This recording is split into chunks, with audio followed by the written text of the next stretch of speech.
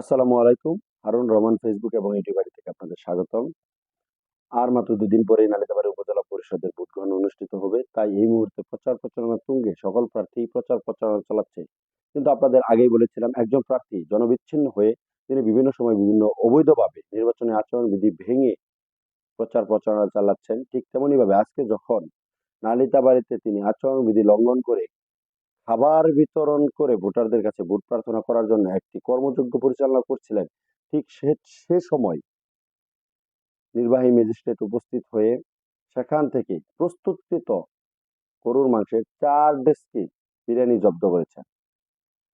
সেই জব্দকৃত বিরিয়ানি তারপর তারা নালিতাবাড়ির ৩টি এতিমখানায় দান করে দিয়েছেন।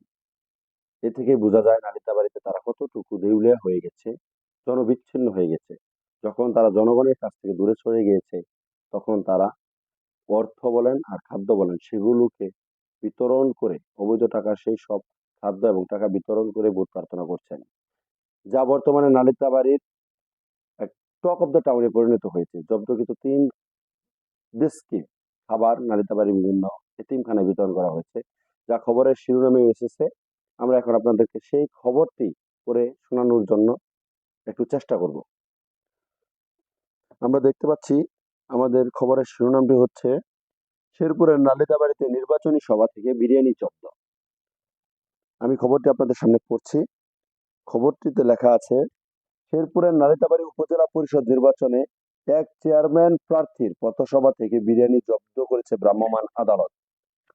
শুক্রবার দিবাগত রাত 9:30টার দিকে উপজেলার রূপনারায়ণপুরা ইউনিয়নের বাগিচাপুর গ্রামে গুড়া প্রতীকের চেয়ারম্যান প্রার্থী হাজী মুশারফ হোসেনের সমর্থনে অনুষ্ঠিত পথসভায় অভিযান চালিয়ে এসব বিরিয়ানি জব্দ করে ভ্রাম্যমাণ আদালত। ভ্রাম্যমাণ আদালত পরিচালনা করেন নির্বাহী ম্যাজিস্ট্রেট প্রদীপ কুমার দাস। আমরা প্রদীপ কুমার দাসকে ধন্যবাদ জানাই। তিনি নির্বাচনী পরিবেশ সুষ্ঠু রাখার জন্য এই ভ্রাম্যমাণ আদালত পরিচালনা করছেন, তার জন্য আন্তরিক ধন্যবাদ। তবে ভ্রাম্যমাণ আদালতের উপস্থিতি টের পেয়ে সংশ্লিষ্ট সবাই সটকে পড়ায় কাউকে আটক বা জরিমানা করা সম্ভব হয়নি। প্রত্যক্ষদর্শীরা জানান, শুক্রবার রাতে নালিতাবাড়ী উপজেলার রূপনারায়ণপুরা ইউনিয়নের বাগিচাপুর গ্রামে ঘুরা প্রতীকের চেয়ারম্যান প্রার্থী হাজী মুশারফ হোসেনের সমর্থনে একটি পথসভার আয়োজন করা হয়। আবারও বলছি, রূপনারায়ণপুরা ইউনিয়নের বাগিচাপুর গ্রামে গুড়া প্রতীকের চেয়ারম্যান প্রার্থী হাজী মুশারফ হোসেনের সমর্থনে একটি পথসভার আয়োজন করা হয়। সবাই ৩ ডেক বিরিয়ানি রাখা হয়েছে। এখানে ৩ ডেক বিরিয়ানির কথা বলা হয়েছে। ডেক বলতে ডেস্কি বা সসপ্যান, যেটাই আমরা বুঝি।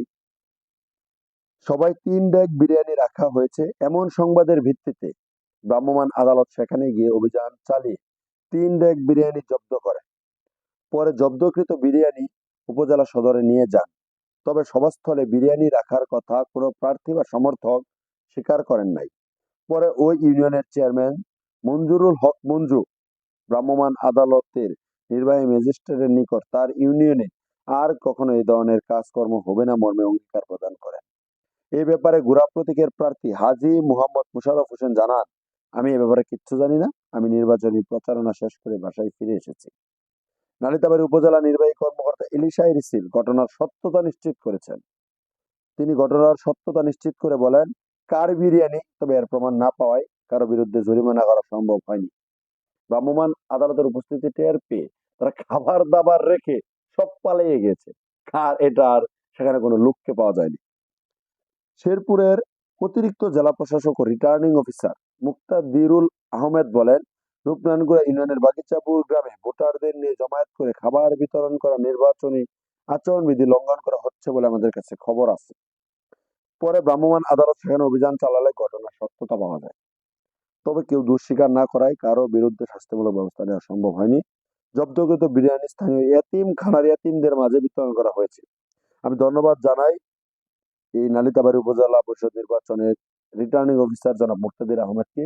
তিনি নির্বাচনী পরিবেশ সুষ্ঠু রাখার জন্য যেভাবে কার্যক্রম পরিচালনা করছেন, আমরা বিশ্বাস করি তার নেতৃত্বে একটি অবাধ, নিরপেক্ষ এবং সুষ্ঠু নির্বাচন নালিতাবাড়ীতে অনুষ্ঠিত হবে।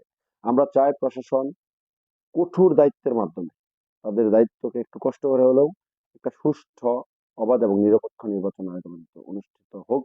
এটা আমাদের সবার প্রত্যাশা এবং আমার ভোটারদের কাছে প্রত্যাশা, আগামী 21শে মে নালিতাবাড়ী উপজেলা পরিষদ নির্বাচনে আপনারা সবাই নালিতাবাড়ির গণমানুষের নেতা, একজন সৎ, যোগ্য এবং আদর্শবান নেতা জনাব মোহাম্মদ মুকসুদুর রহমান লেবু সাহেবকে আনারস প্রতীকে পুনরায় বিজয়ী করে এই নালিতাবাড়িবাসীর খেদমত করার সুযোগ দিবেন। আপনাদের সবাইকে ধন্যবাদ। আসসালামু আলাইকুম ওয়া রাহমাতুল্লাহি ওয়া বারাকাতুহু।